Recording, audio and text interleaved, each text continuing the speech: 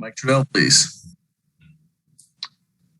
What's up, Anthony? Just wondered what you thought might translate over from the matchup that you just had. You obviously had quite a strong individual game against Phoenix, and now you got LeBron back. Just wondered what that film showed you about the way that this team matches up for you and how that affects the scouting report overall. We got two guys who, the head of snake. You got Book and CP. And those two guys run their team offensively, and they make sure that these guys play right. You got a scoring machine with Book and a guy who has a very, very high IQ and can run a team. Chris Paul, great coach and coaching staff. They got a lot of players around them that make their team a great team. So, what we did in game 3, our last game against them, we just came out the gates, defending and rebounding and running, playing our style of basketball. And, if we able to do that and hold, their free throw attempts, they're the best mid-range shooting team, the best shooting team, but also the best mid-range shooting team and, three-point shooting team. So, and free throw shooting team. So we got to be able to, limit those free throw attempts, those mid-range attempts, and if they are mid-range, make it contested. But if we do all those things, then we should be able to grab game 1. How good? AD, it seemed like the team agreed after last game that you guys didn't bring the urgency you needed right away to compete with the Warriors in that first half. What did you take away from watching the film of that game over? And when you think about this series, what would you like to do better in game 1? Exactly what you said. Just come out with more urgency on both ends of the floor. We missed a ton of layups, easy shots. We didn't have that juice on the defensive end, that we need to not put ourselves in a hole to start the game. So we come out like we did against Phoenix the last time we played them, bring that type of energy, that type of juice both ends of the floor, then we should be good. But we can't allow ourselves to be in a hole like we did against Golden State in that first like 5-6 minutes, because it's tough to turn that around. We did it against Golden State, but you can't do it every time. You don't want to put yourself behind the 8 ball and trying to have a perfect storm to get up out of that and then ultimately try to win a game. So we want to make it as less stressful as possible and control what we can control, and that's coming out with a lot of energy and effort. Bill Orr? AD, obviously we all know that, LeBron and Chris know each other very, very well, but first time they will have faced off in a playoff series. What has it been like to listen to LeBron? Or I guess let me ask it this way. What kind of insight does LeBron bring into a matchup with Chris? We haven't said anything yet. Just saying that we got to keep him, doing his weaknesses. That's really it. I think that's more so a question for him, knowing him for a long time, one of his closest friends. But I'm pretty sure, before the game, as the game go on, as the series go on, he'll definitely give us more insight on things on how to contain Chris, and then just contain our whole team, because he gets in a different type of mode when it comes playoff time. So they're trying to help us out, and knowing that if we can potentially take Chris out of the series, it'd be a little bit easier series for us. When you take out the head of the snake for them who control their team and get guys in the right place and also make big time shots. So if we're able to limit him and put a lot of pressure on other guys, then it definitely can help us out this series.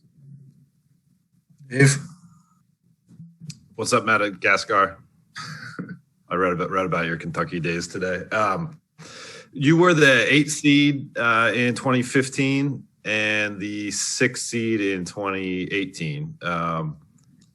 Those experiences, starting off playoff series on the road, being the underdog in terms of the seed, how does that enter into your mindset for this series?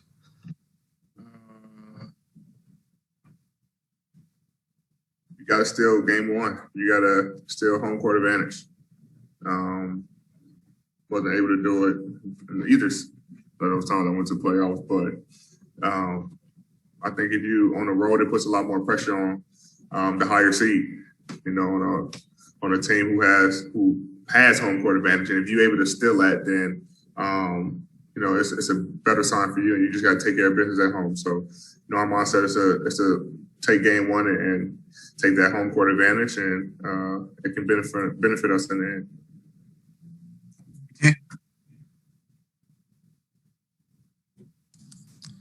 AD, I was just wondering, how close or how far away are you guys from being cohesive? I think we're pretty close. I mean, every day we're talking things out. We're watching the film together. We're learning each other on the floor. It's going to take time because we haven't had that much game time together. Coach just gave us a stat that they're starting five with Phoenix is starting five. It's the number one 5-man unit statistically in the NBA. So,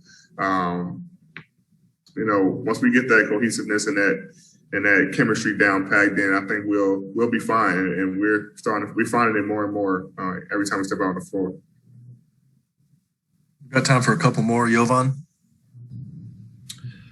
Hey, AD, you mentioned the mid-range shooting with Phoenix, and they're kind of unorthodox in that you see a lot of times now guards are pulling up, taking step-back threes, but they're very mid-range heavy. What type of challenge is that defending the pick and roll when they're more so looking to get into the mid-range versus a three-point line?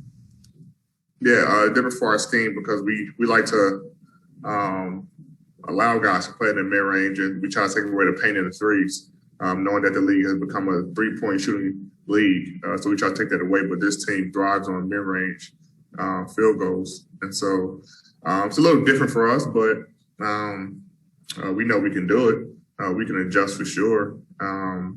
But, you know, this team is, you know, a great shooting team, you know, not just from the mid-range. They can also, you know, spray out and hit the three as well. So it puts us in a little bind, but our job is to just make them all contested and make them tough shots. And we know they're going to make shots there. They have some big-time shot makers, some big-time players. So we can't hang our heads down when they make tough shots, whether it's a 2 or a 3.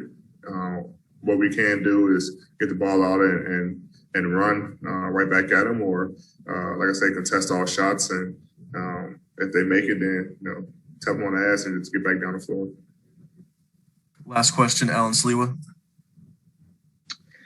Hey, D, just get your thoughts on this. Because you guys didn't play a ton of games together kind of towards the end of the season, guys coming off injuries and so forth, do you feel like as the postseason progresses, you guys become just a little bit more dangerous? Do you guys feel like you guys become more dangerous as each game goes on in the playoffs, just kind of gaining some more continuity? Yeah, we're confident in our group, no matter how many games we play together. We got a lot of individual players who can hold their own and have been able to progress and learn each other from the start of the season. And, you know, obviously as more games we play with each other, we're able to learn more about each other and get familiar with each other. But just because we haven't had many games with each other doesn't, you know, we're not a team who's you know, scared or not confident in ourselves. You know, we're a confident group, no matter who's on the floor or how much time we have with each other. So, like I said, we're continuously learning each other and figuring things out on the floor, and we're going to continue to do it while getting wins. Thank you, Diddy. Yeah.